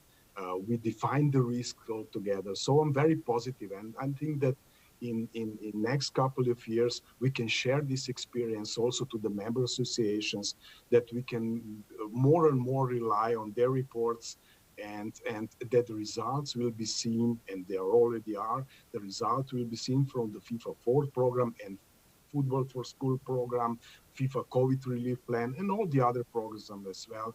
That it will be pleasure to check on the FIFA website and see what is the new progress, because each and every day has to be a new progress around the globe based on the funds that are collected by football, the sport that we like so much, right?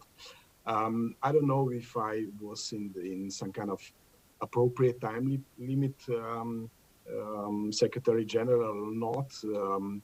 If you need more, I can talk more about the program, because we have a lot of plans. If not, of course, we will support the FIFA compliance program as much as we can. Thank you. Thank you, Thomas. I know we could go for more minutes, probably more hours to talk about compliance, but well, thank you for this very informative speech, and thank you for touching also upon the importance of putting in place a successful control environment in order to secure our compliance environment. I'm glad to hear that you and your colleague from the ACC are so far satisfied with the steps that we have put in place to build and consolidate our compliance culture. So thank you for your word of wisdom. Now let's move on to more practical learning, and here we will be sharing with you where FIFA stands on compliance maintenance and how we plan to support our 211 member associations around the world to build and consolidate also their awareness on integrity, transparency, and accountability journey. So the floor is yours. Patrick. Thank you very much, Secretary General. Greetings from wherever you are joining in from the world, and thank you for attending the general session, a part of FIFA's third compliance summit. Today, I would like to start by sharing with you a bit of my own compliance journey.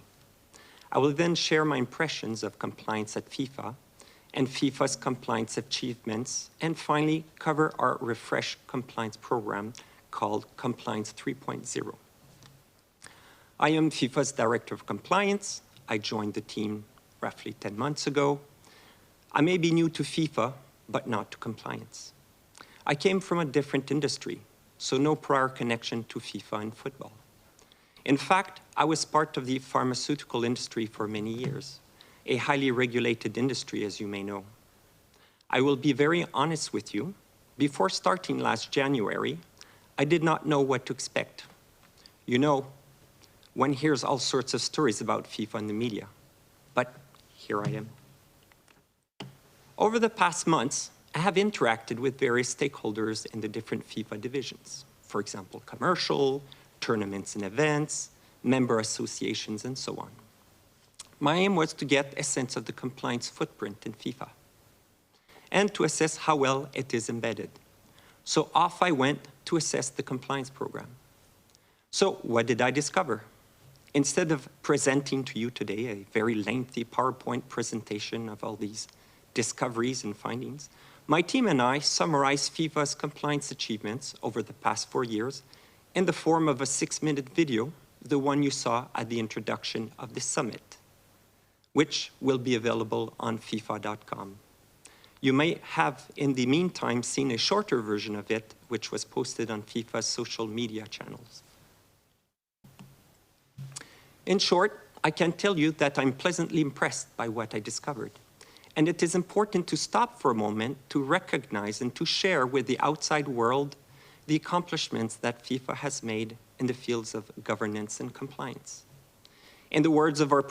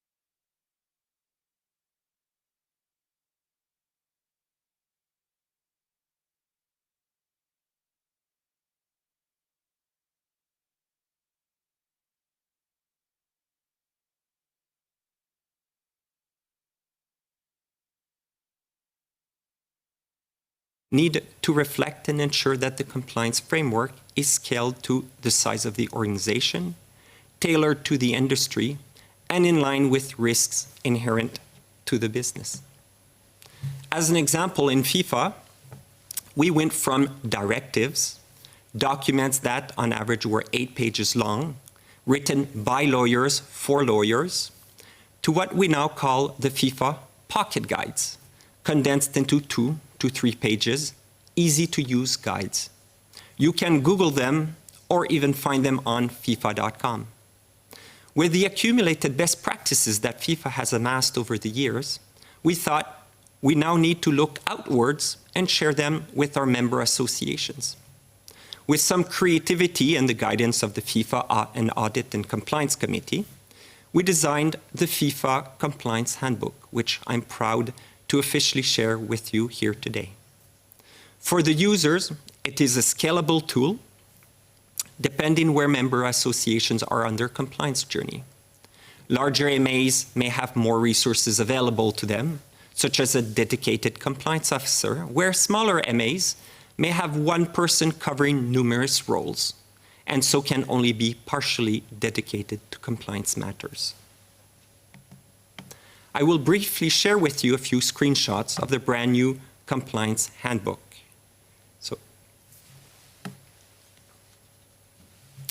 The design is visually appealing, made of football terminology, but not only applicable to football organizations. It is easy to navigate with quick access tabs, as you can see on the left-hand side. The focus is on 3 main implementation steps: establish, embed, and then evaluate. It provides a scalable approach to implementing compliance in your organization, depending on the resources that you have available. With one easy click, information boxes provide access to templates and sample policies. A dedicated compliance checklist at the end of the handbook can help you track your progress depending on where you are on your compliance journey.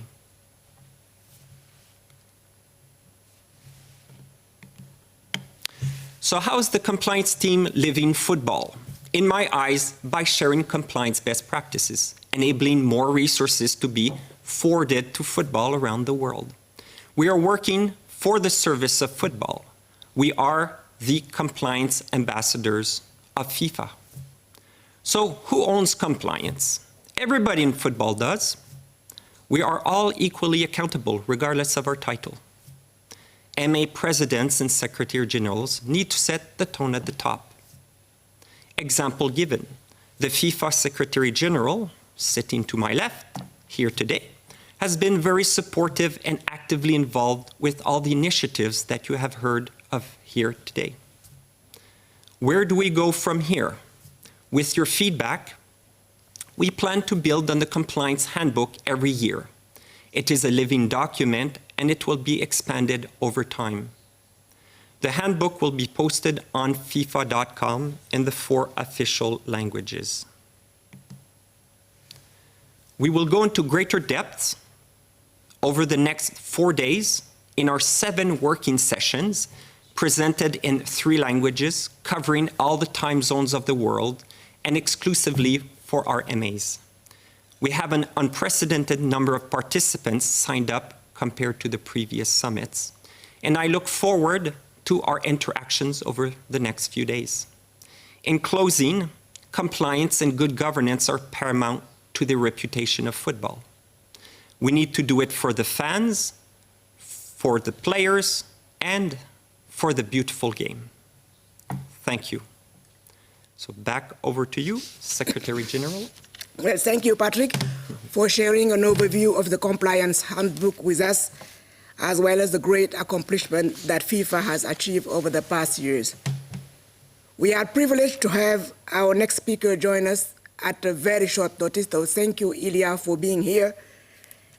This means a lot to all of us, knowing how busy your schedule is. We're glad to have you. We know your commitment, and thank you for taking part today, virtual meeting, to talk about a subject that is also very close to your heart. I now would like to pass on the floor to my former UN colleague, Director of the Ethics Office of the United Nations, Ilia E. Armstrong. She will share with us from Canada the practical example the UN put in place to build an effective compliance program.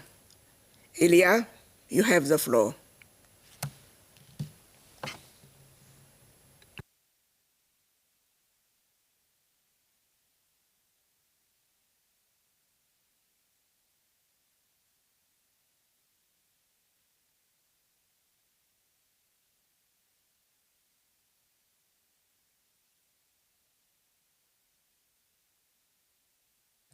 Ilya, sorry, we cannot hear you. Could you unmute your mic, please, from your end? Unmute.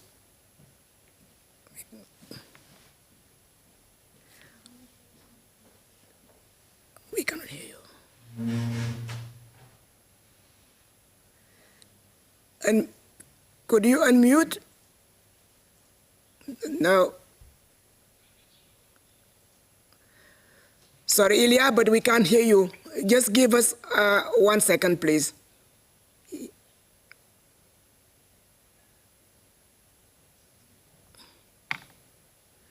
We still cannot hear you. Sorry, Ilya. Sorry to interrupt.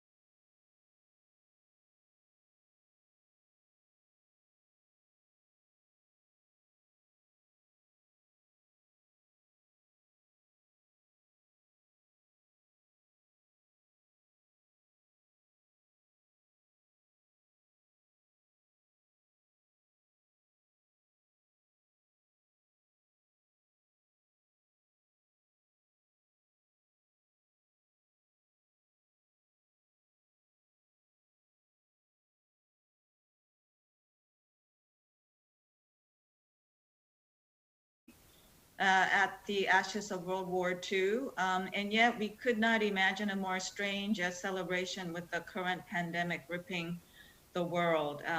And I think it is a good time for us to reflect on the value of multilateralism. And of course, that really means public trust, and public trust really means being able to have the credibility of the organization.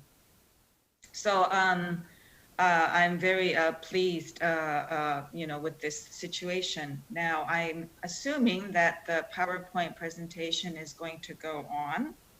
I have a few slides. So thank you. Yeah, and I'm very happy to be able to talk about building a good compliance program and talking about some of the experiences from the UN. And I think I've been well served by my speakers preceding me, because they have already gone into a lot of details of what's important, what are the elements, and the governance structures as well. So today, I just want to focus on what are compliance practices, both from inside the UN and what we look for with our partners, for example, our UN vendors. Talk a little bit about the ethics part of that.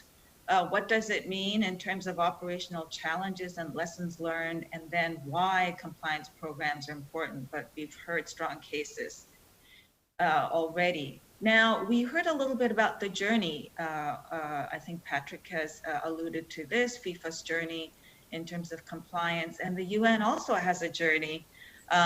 Since those days of 75 years ago, when the founding member states signed onto the charter and talked about preventing future wars, talked about economic and social development for everybody, and the enjoyment of human rights, the UN has grown phenomenally, both in terms of mandate, member states, 193, but of course not as many as your 211 member associations, and areas of responsibility. Well, my story about the compliance journey goes back a little more recently than 75 years. You may remember in 2004, there was a big scandal in the UN called the Oil for Food scandal, which was the largest humanitarian program that the UN was running when Iraq was under Saddam Hussein's regime, and they were running a sanctions program, and they allowed certain amounts of oil to be sold in return for goods for the population of Iraq. Well, when 2004, there were some stories that evidence about corruption and fraud, there was an independent investigation that was led by the then U.S. Federal Reserve Chair, Paul Volcker, who in the end assessed something like more than half of the 4,000 companies that were involved in the program were involved in either bribes or kickbacks. Now, this is huge, and as a result, of course, there was a lot of political fallout, and many of our UN vendors at that time were kicked off. Well, subsequently, over the years, the UN has run a program and reinstated many of the vendors, provided that they could demonstrate to us, what are the major components of best practices of compliance practices. And I'm really not going to read them all out to you, because I think we've heard a lot from the previous speakers. But when we talk about, for example, zero tolerance for misconduct, we're not talking only about zero tolerance for fraud and corruption, but when we apply this to ourselves at the UN, we are also talking about zero tolerance for sexual exploitation and abuse and sexual harassment in the workplace. We, of course, talked about the risk assessments that the organization does, because we are involved in so many areas of operation, we have to look at many, many aspects, not only just financial and economic. Then we talk about, of course, tone at the top. This as has been said previously, this cannot simply be a check the box exercise.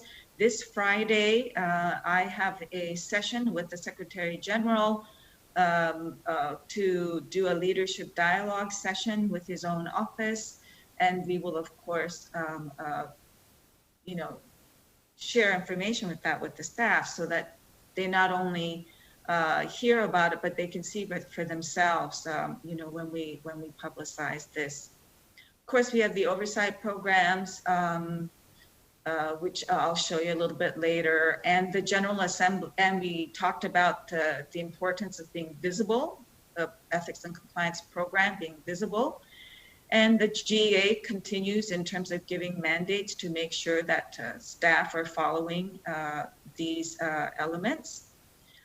We have a robust training program as well inside the UN, and we also provide confidential advice and have various centralized reporting mechanism as well as to the head of offices. We prohibit retaliation for reporting misconduct. This can be a big challenge for the UN, especially given the types of contractual modalities. If someone is on temporary contracts or on very short-term contracts and they want to have a career in some of our field operations, let's say the peacekeeping missions, then there will be a lot of hesitance to come forward about whistleblowing.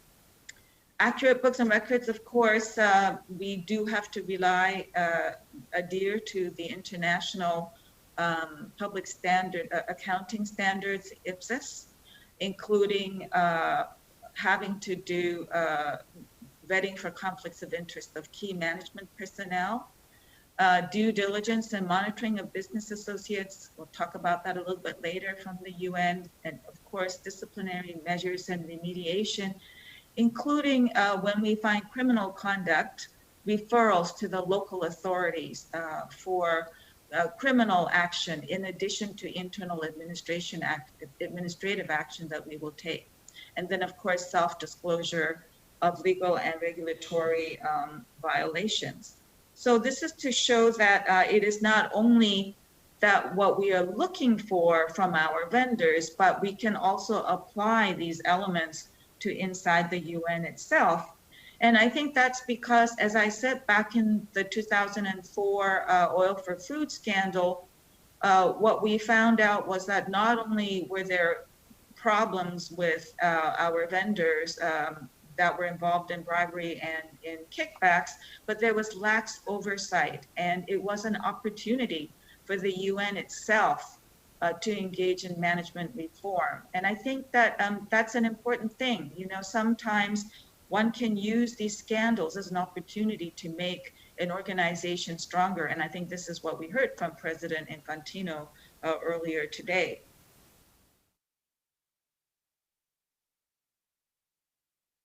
Whoops. I just wanted to show you here a picture of the two leaders and how leadership really matters.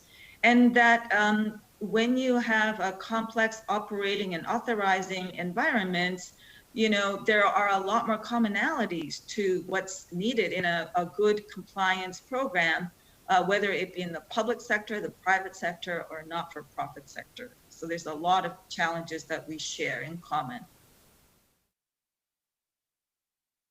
So ethics in the United Nations, we were, the UN Ethics Office was one of the creatures of the fallout of the oil for food program that I mentioned. And the office was created in 2006, along with the internal audit advisory committee to the GA. It also started out at that time. And what we called a bunch of conduct and discipline units, because not only in terms of financial misconduct, we also had, there were very unfortunate sexual misconduct going on in the field, committed by not, you know, it was a lot of the peacekeeping troops that were involved. And so there were these measures.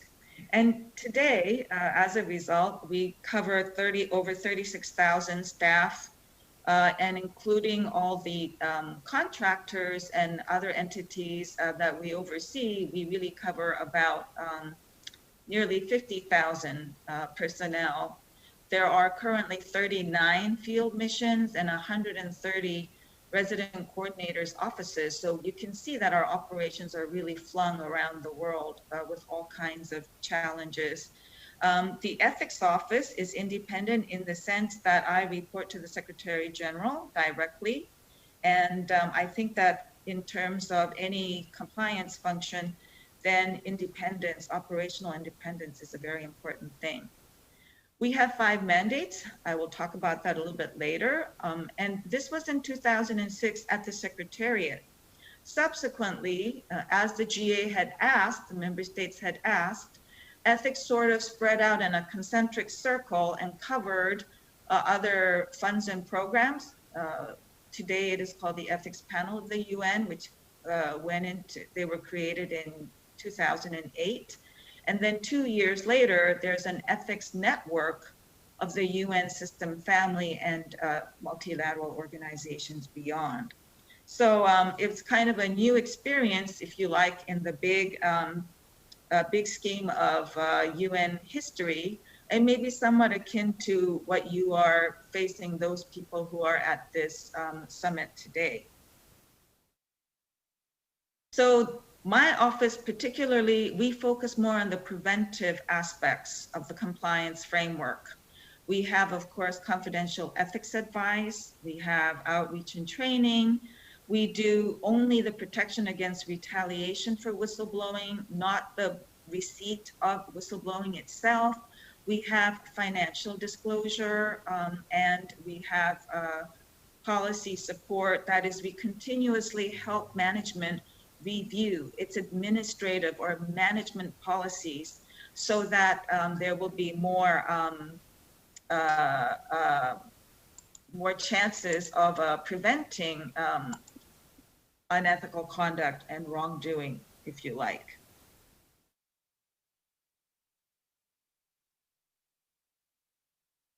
As I had mentioned to you, we heard a little bit about the governance structure of FIFA. Here you have the governance structure of the UN Secretariat in particular. So you've got the General Assembly, the governing body. You've got the Secretary General, the executive, and then underneath you've got the independent offices. You see ethics there. We're the preventive advisory offices. You've got the line departments that carry out the core business of the UN Secretariat, and then you've got the internal oversight, the Office of Internal Oversight, which includes internal audit and investigations. We also have external oversight and external advisory bodies. So you see budgetary body, the audit body that I mentioned to the GA, and then you have the independent oversight body. So we have external audit and external program evaluation. You can see kind of the institutional structure of the compliance framework. So what are some of the challenges that we face? I saw a little bit from Patrick's presentation, of your compliance handbook. There was a reference to gifts, and gifts, because they can also, gifts and benefits can often end up being a form or an entryway into bribes. Obviously, we keep a sharp eye on this. At the UN, all gifts from vendors are zero tolerance. We cannot accept any. From governmental sources, it's also prohibited, except for kind of diplomatic or protocol gifts, and of a nominal nature from non-governmental sources. But this is, again, the staff members cannot keep the gifts. They really belong to the organization. We also have to keep a sharp eye out about unauthorized outside activities. It can be anything from local drivers and security guards in UN offices. Sometimes they're very desired employees by other external businesses. And so we have to say that they must seek prior approval from the head. This can also go into other areas like intellectual property of the UN. We cannot have, for example, personal publications that uses insider information or unpublished information, or using that kind of material to lecture in local universities. Independence and impartiality are absolutely enshrined under the charter. There are specific articles that say that UN staff members cannot take any instructions from the outside, not even individual governments, because the UN is a collection of governments. And so unless it has already been agreed to by the membership as a whole, this is very important. And so any sort of self-advancement by colluding with some external entity is something that we guard against. Using UN property or resources for personal benefits, I think you get this in a lot of places. Public pronouncements, we advise very carefully about what people post even in their personal social media. Not too long ago, a very high-ranking UN official, by posting something in his social media account, was asked to leave his office by the host government in that place. So we have to be very strict about this.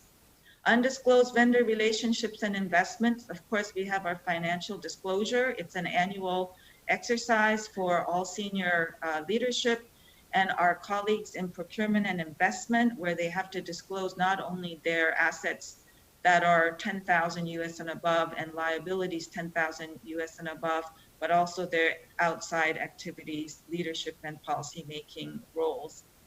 We have organizational integrity issues and organizational conflict of interest and reputational risks. I think I gave that example of the humanitarian program earlier, Iraq Oil for Food. I talked a little bit about retaliation for reporting misconduct or cooperating with, so it's not only reporting misconduct, but cooperating with a duly authorized audit and investigation are also protected activities in the UN. And what we will do, the ethics office, if someone comes forward and says, I reported misconduct and as a result, something terrible is happening to me. For example, they threatened to not extend my contract, or they're giving me very poor performance reports when I've always had very good ones before. The ethics office will do a preliminary review. We will recommend interim protection measures, and while that is being investigated. And when the investigation report comes, then we will determine whether there's whether the retaliation has been established. I think what's really important to show you how serious we are about whistleblower protection is that the burden of proof shifts when we find a prima facie case of retaliation. So the purpose of the investigation is for management to show that they weren't actually retaliating against the whistleblower or the person who served as a witness. So I think this is a very important key. And finally, of course, fraud and corruption, they show up in all sorts of forms, everything from stealing fuel in peacekeeping missions to stealing weapons in some cases. And all of these things obviously have a big impact for the operation as well as the reputation of the organization. So this is a quick chart to show you that the requests for our services have been going up quite a bit in the last 5 years. They've doubled. And some of the other prevention work that we do a lot of internal vetting, disclosure and confidential advice. We recognize that in the career or the life of an employee, some of the high ethical risks are at the beginning when they first enter and when they leave as well. So we have a lot of pre-employment vetting of senior officials. Of course, I mentioned about the mandatory confidential financial disclosure.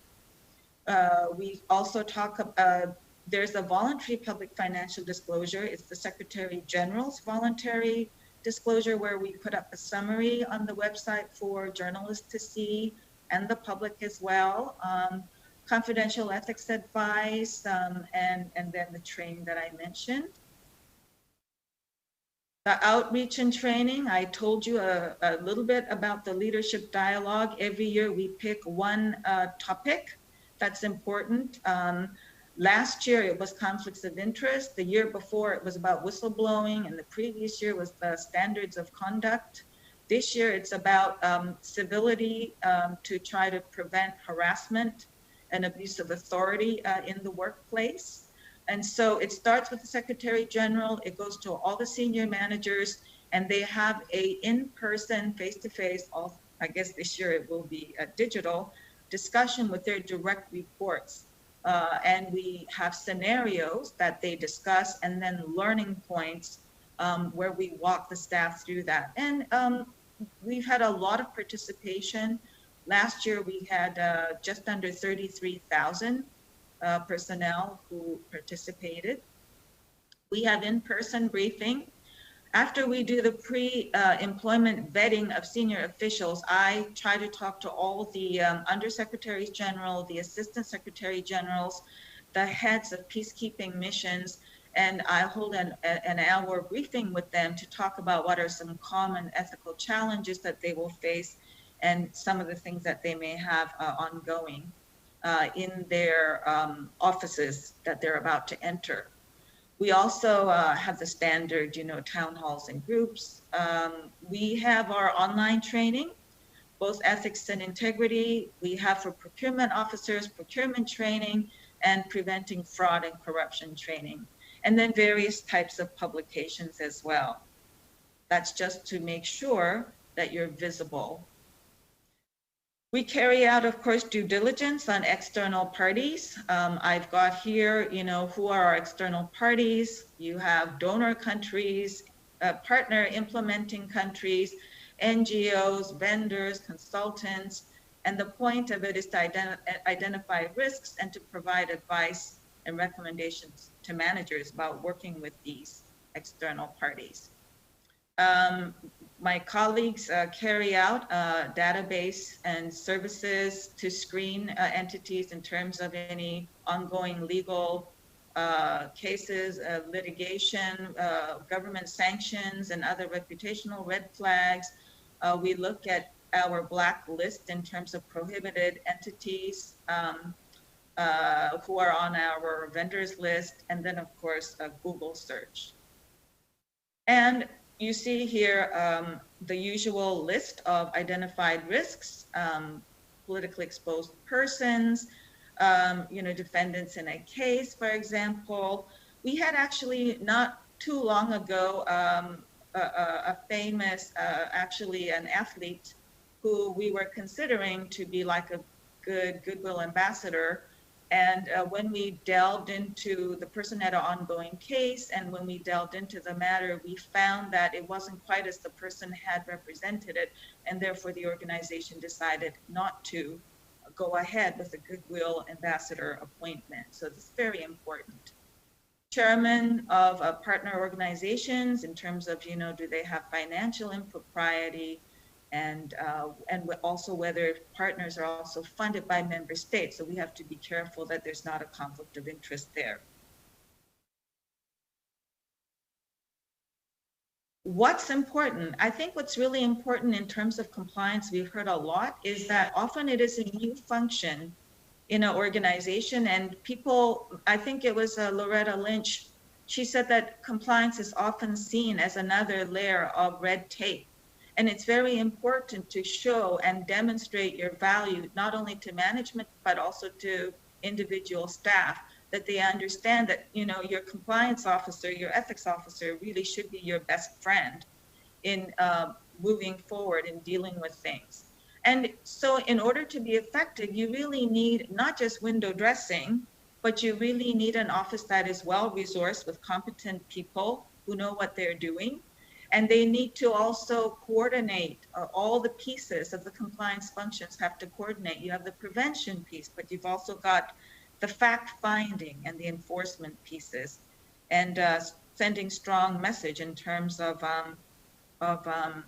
accountability measures. And there's constantly, you're moving, you're operating in a moving environment. So the compliance function also, there's a lot of continuity, but has to be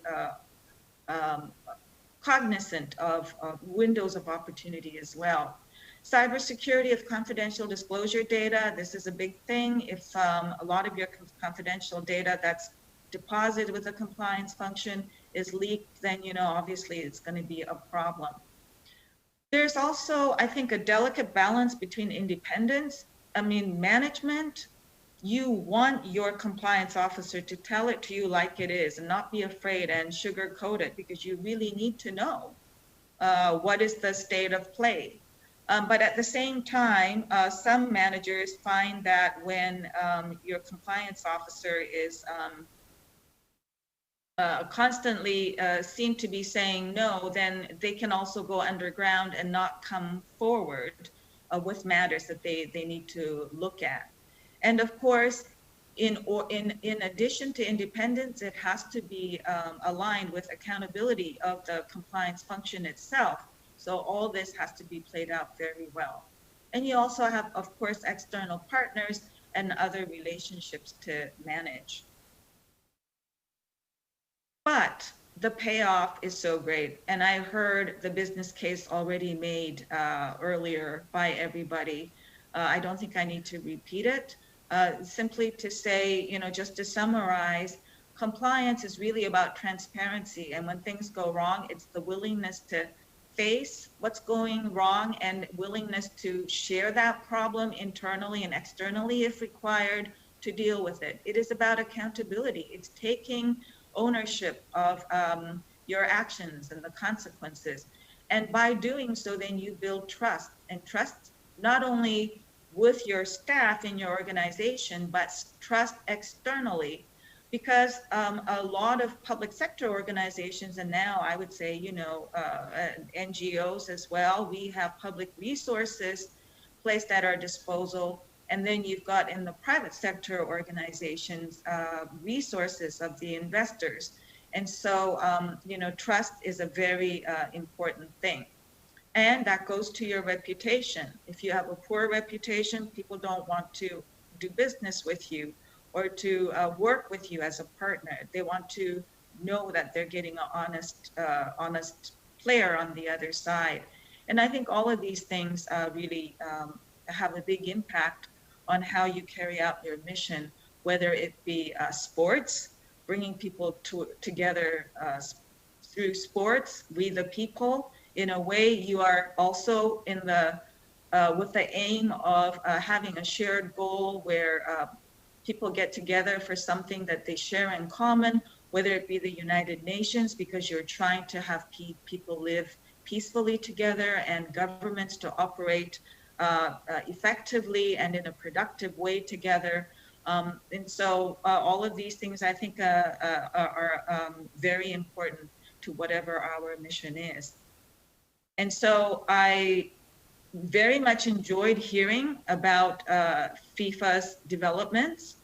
And I'm sure that this third compliance summit will be a very helpful to the participants there. And so I thank you so much again, Madam Secretary General and President Infantino, and wish you a rest of a successful summit. Thank you very much.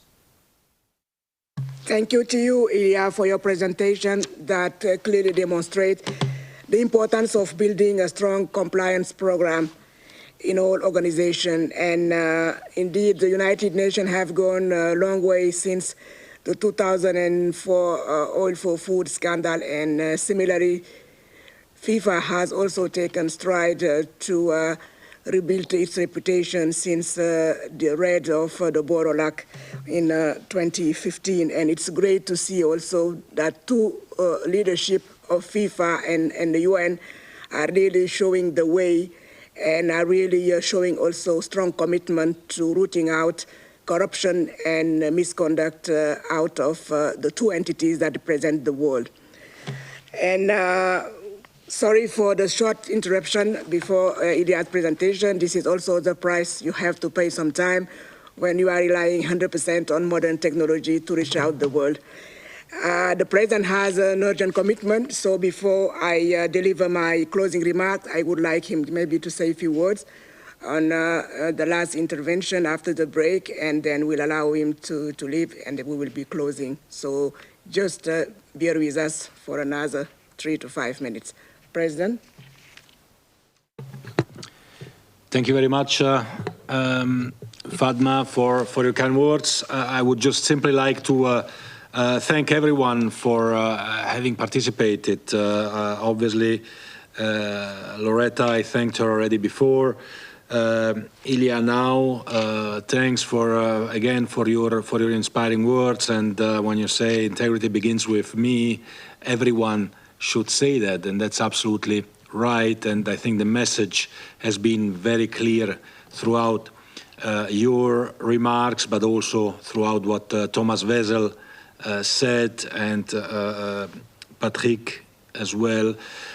We have come a long way as FIFA, but we are not there yet. There is still a long way to go, and everyone must understand very clearly that there is no second way. There is only one way, and that one way is to embrace integrity, is to embrace compliance, ethics, and good governance principles. And that's why, even though this might not be the funniest or most exciting topics that we are dealing with, we have to embrace this way, because this is our responsibility towards a few billion people who love our sport, towards all our partners, those who trust us. We have to follow this way. And when I say we, it's obviously FIFA with all its instances, but it's all the member associations and everyone actually who is involved in football. And I think, I'm confident that thanks to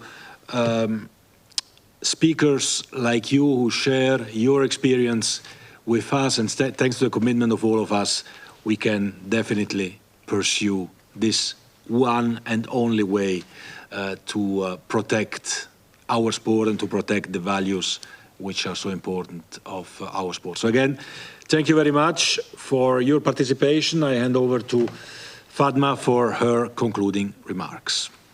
Well, thank you, President, for the strong message. And let me just rephrase it. There is no U-turn on FIFA's journey to compliance. And I would like to thank all the speakers for their addresses today, which drew on experience and illustrated with real-world example the importance of implementing compliance best practices. And by implementing best practices, FIFA set itself on a path to reform and is now a transparent, diverse, inclusive organization where protecting the integrity of football is at the heart of everything we do. Best practices of our compliance strategy included establishing the FIFA Audit and Compliance Committee and creating a comprehensive compliance program that saw the establishment of a compliance subdivision at FIFA, as well as making transparency and compliance a key principle of the FIFA 2.0, our roadmap to how to grow the game. All of these initiatives have helped us to fulfill our objective of safeguarding football and building a stronger institution. The FIFA Compliance Handbook, which was unveiled today, outlined the best practices for our member association to develop and enhance compliance program. It provides practical resources, including templates, checklists, and decision-making strategy to share with your team members, as well as the last thinking and best practices in organizational compliance. We want to see everyone involved in football carry out their duties with the highest level of integrity and good ethics. So remember to follow the 3 pillars of the compliance handbook: establish, embed, evaluate. Wherever you are on your journey, for compliance, this tool will give you the building blocks to develop or enhance a compliance program that works for your member association. And ultimately, as ensuring integrity and compliance in football comes down to each of us. We must recognize the privilege we have to work in developing the game that we love and act with honesty and integrity in our daily life. Most importantly, we must always act to protect the interests of football fans around the world. And I would like to end with the following quote, which I think sums up this feeling very aptly. It takes less time to do the right thing than to explain why you did it wrong. So thank you once again to all of you for your attention, and looking forward to continue the discussion over the next few days. Thank you, Ilya. Thank you, Thomas. Thank you to all our audience around the world, and let's focus on this journey and hear from your experience starting tomorrow.